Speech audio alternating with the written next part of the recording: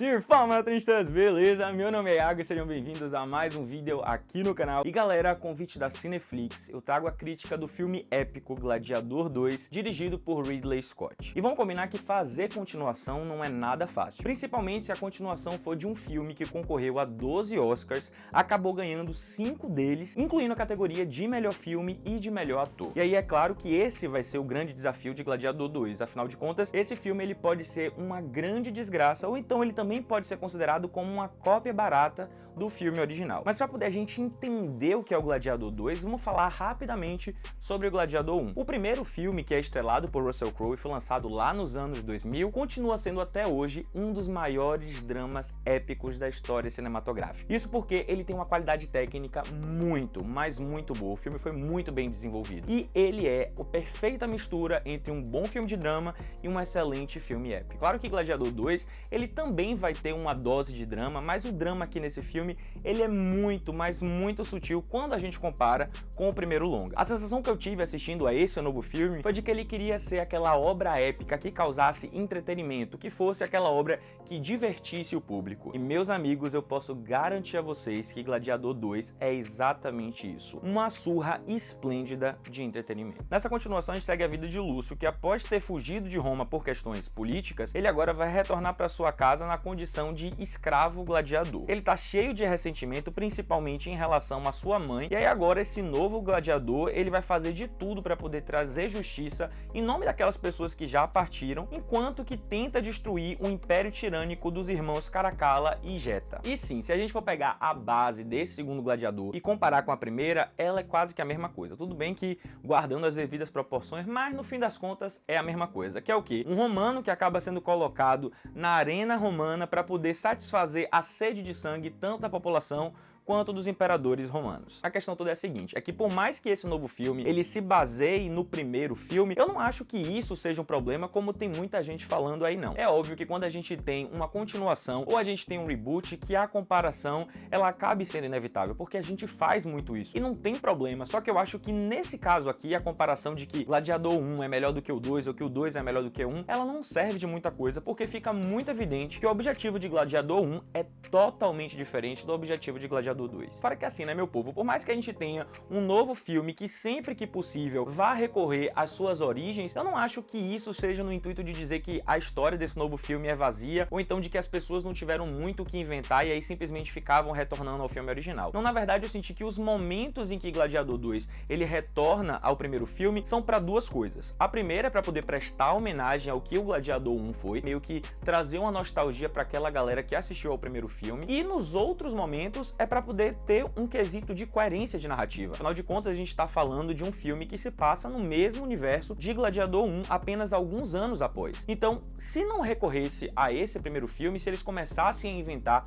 muita coisa, a gente não teria coerência de narrativa. Então eu acho que o fato desse novo filme ele recorrer ao filme original não é por falta de ideias, porque nesse filme a gente vai ter muitas ideias interessantes de Ridley Scott, a gente vai ter muitos elementos novos que vão agregar a esse universo de Gladiador. E aquela história que eu sempre falo, não precisa reinventar a roda, tá? A roda já tá aí, ela já existe. É só a gente utilizar a roda de uma forma muito inteligente. E foi exatamente isso aqui que ele fez em Gladiador 2. E é por isso que a gente tem muito, mas muito entretenimento nesse filme. Fica claro essa engenhosidade de Ridley Scott, a começar pela narrativa. Porque além dele contar uma história de uma forma muito envolvente, a gente fica ali imerso naquilo que está sendo contado, ele consegue criar uma história tão boa, mas tão boa, que tanto os personagens principais como os coadjuvantes, eles são necessários para a trama. Tudo bem que dentro dessa narrativa aí poderiam ter algumas coisas que poderiam ser ajustadas a ponto de que ficasse perfeito? Sim. Por exemplo, a gente tem os diálogos. Eu acho que alguns diálogos desse filme, ele acaba sendo extenso demais, sabe? O personagem, ele fala demais, ele circula demais, ele acaba demorando demais para poder chegar ao ponto. E fora que em alguns desses monólogos, que a ideia é fazer com que esse personagem seja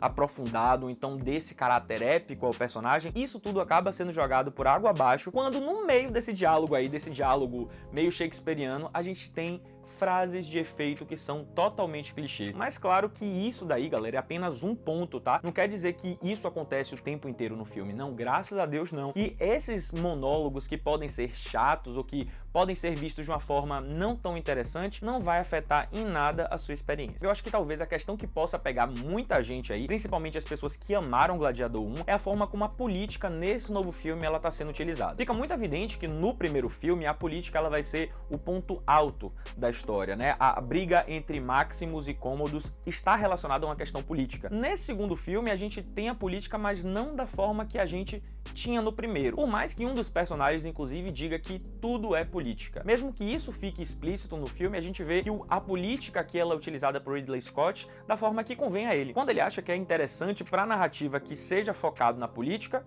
a gente tem o foco na política. Mas quando para o diretor já não é tão interessante mais falar sobre política, a gente quer aquela coisa mais da aventura, da ação, a gente joga a política de lado e segue por esse rumo. E sendo bem sincero, isso não me incomodou não, tá? Eu acho que a forma conveniente que Ridley Scott utilizou a política agregou ao filme. Eu acho que se ele tivesse utilizado a política da mesma forma que foi utilizado no primeiro filme, a galera ia dizer que não é a mesma coisa do primeiro. Mas eu acho que é isso, o Gladiador 2 ele não tenta ser igual ao primeiro. Eu acho que isso é o ponto mais importante, é saber que Gladiador 2, por mais que ele tenha elementos que são comuns ao primeiro filme, ele consegue andar com as próprias pernas. Mas aí eu já tô até vendo gente aí dizendo: ah, Iago, mas Caracalla e Jetta, que são os imperadores, eles são muito caricatos, eles são pouco aprofundados, eles não são personagens tão interessantes como Commodus era no primeiro. E a gente tá falando sobre imperador, sobre Roma e etc. Eles meio que imitam o primeiro imperador que foi Commodus. Eu achei isso muito tosco. Galera, a gente tá falando de história.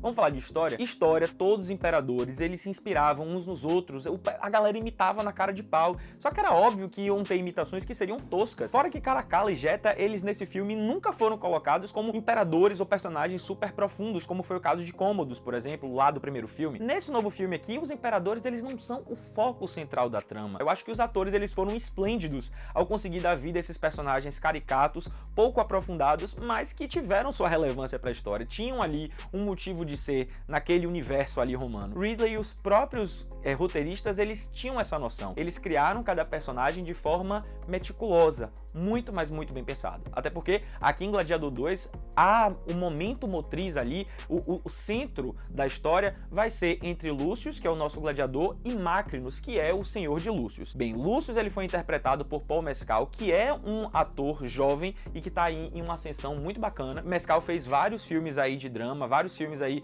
de um circuito um pouco mais fechado, que tem uma galera que não conhece. E claro que por mais que ele seja um ator em ascensão, que ele tenha feito filmes interessantes, é sempre um grande desafio você encarar o papel de protagonista em uma obra feita por Ridley Scott, que tem esse tom super épico e megalomaníaco. Então é óbvio que é muito difícil. Mas, mesmo com toda essa dificuldade, mesmo sendo jovem, mesmo não estando aí na estrada há tantos anos como Denzel Washington, por exemplo, eu acho que Paul Mescal ele entregou tudo, absolutamente tudo que esse filme precisava. Mas eu preciso dizer que mesmo a gente tendo Paul Mescal fazendo essa excelente atuação, sendo esse protagonista super interessante, quem rouba a cena é Denzel Washington com o senhor Macrinus. Esse personagem é aquele personagem que a gente ama odiar. É um personagem essencial pra trama. Sem o personagem de Denzel Washington, essa história, simplesmente, ela não acontece. Denzel Washington, nesse filme, ele deu um show, ele deu uma aula sobre atuação. Ele mostrou como um personagem, como um vilão, ele pode ser construído de forma lenta e de forma super meticulosa. Eu acho que Macrinus ele vai ser a engrenagem central, porque ele vai fazer com que toda a história rode, e rode de uma forma